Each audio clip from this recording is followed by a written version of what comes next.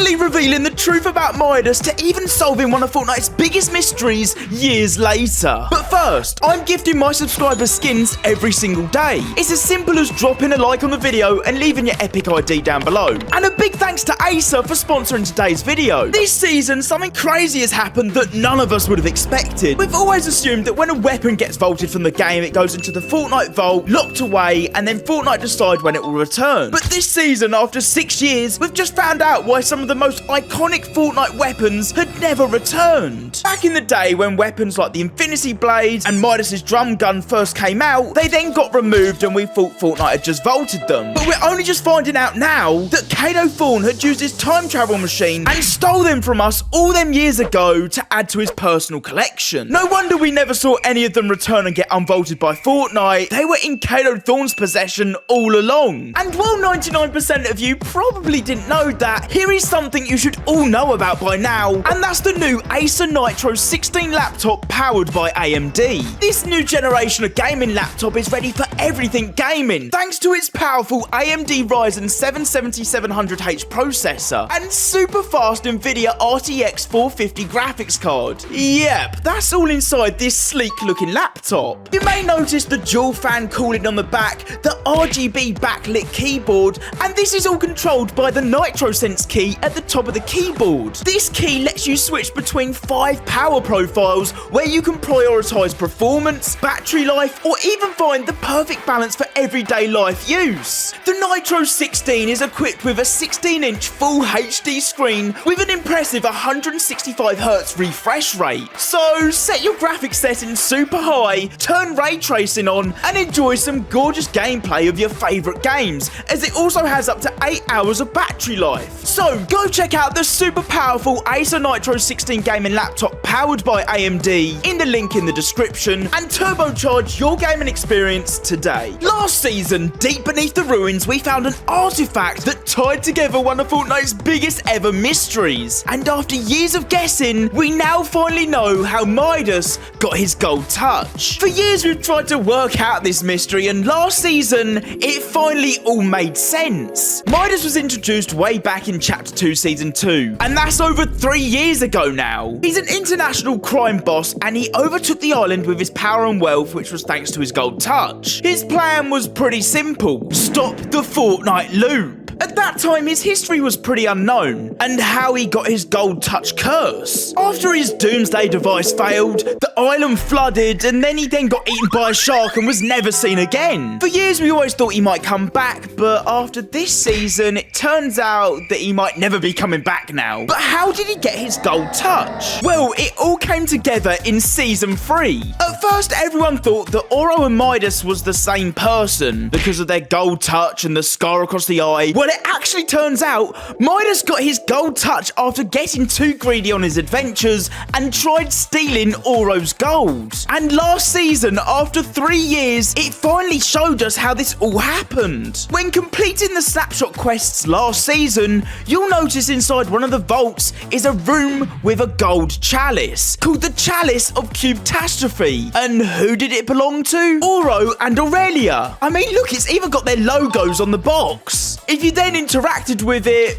boom, you turned into gold and got the curse. Exactly what happened to Midas all them years ago. And after trying to figure out this secret of Midas and how he got his gold touch after all of these years, a secret I'm sure you won't be familiar about is the secret dialogue that the visitor said back in Chapter 3 that foreshadowed the future. We know Fortnite works seasons, if not chapters ahead. And back in 2022, during Season 3 of Chapter 3, the visitor had special dialogue that was very suspicious, and what he talks about has only just ended up happening in the Fortnite world right now. For many years, people have speculated that the visitor, one of the members of the 7 who originally arrived to the island back in Chapter 1 in the Meteor, is actually none other than Donald Mustard himself, the creative director of Fortnite. Well, he was the creative director because he's just officially retired. And this is where things start to get a bit interesting, because a whole year ago, the visitor NPC on the island, if you approached him, he said, I don't know,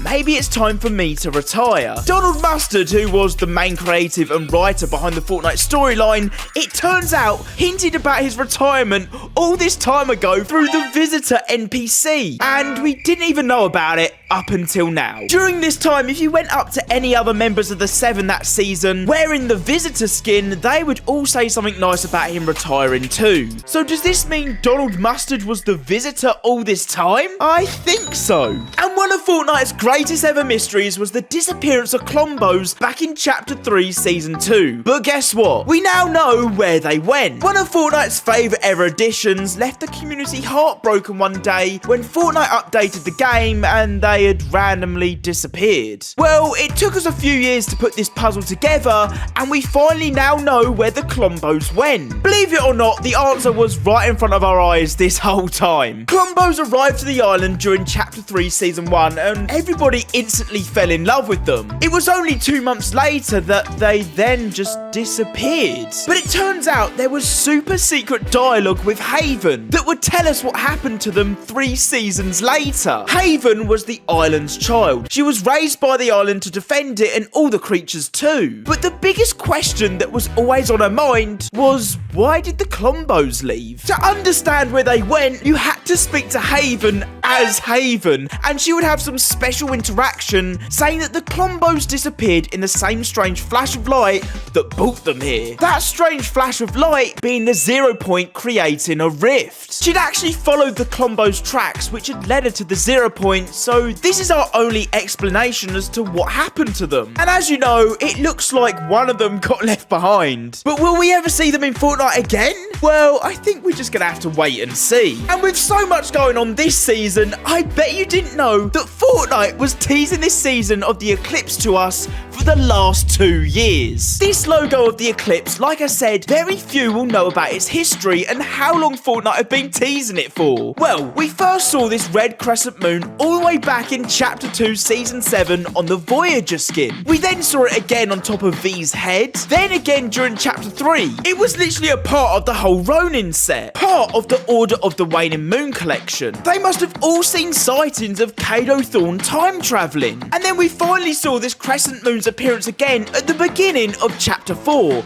on top of the vault which was above where the apparatus now is. Fortnite had literally been teasing this season for so long, right in front of our eyes. And after all these years, the crescent moon we've been seeing everywhere finally makes sense. And something else that finally makes sense is Raz's story back in Season 6, because it's actually quite a bit of a weird one, because it was only until a few years later we were actually able to finally work out what he was doing on the island. This all started with the mothership just randomly appearing on the Fortnite island one day, literally out of nowhere. The 0 point and its energy was contained within the spire, so how did they know it was there? Out of nowhere, this alien invasion shifted our focus away from one of Fortnite's biggest secrets to date, Raz. Throughout Season 6, he was obsessed with the Spire and no one knew why. He'd travelled pretty far to get to the Fortnite Island and was there to study the Spire. He was obsessed with it. But then after talking to various NPCs as Raz, it was quite clear to see you could easily get corrupted by the Spire and its power. But at that point, it was too late. He'd already uncovered an artifact, a literal shard of the cube. This artifact then took over his body and turned him into the Glyph Master. The mothership of the last reality then arrived, then destroyed the Spire and Raz too.